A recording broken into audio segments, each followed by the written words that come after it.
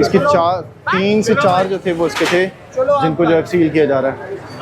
अच्छा, अब ये देखिए लॉक लगा रहे हैं उमर भाई और इस जगह को सील कर दिया गया। ये सारा जो है वो पिक्टोरियल एविडेंस के ऊपर होता है काम और इसके ऊपर एक्शन लेने के बाद इन दुकानों को सील किया जाता है। अब ये टीम यहाँ से आगे निकल रही है, अब आगे देखते हैं। अब यहाँ पर भी ये दुकानें जो थी इनको आप देख रहे होंगे कि काउंटर्स बाहर रखे हुए थे, उनको भी हटवाया जा रहा है और यहाँ से अब ये नुमान इसको सील लगा रहे हैं जगह को। ये गेट शटर जो है वो नीचे किए जा रहे हैं।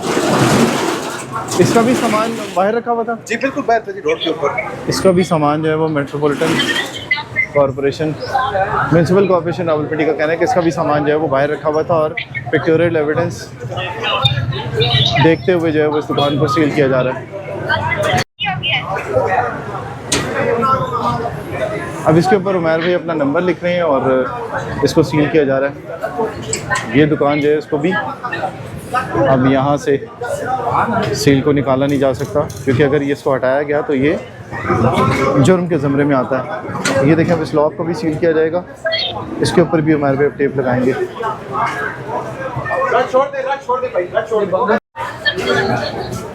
और इसके नाम लिख लिए हैं दुकानों के।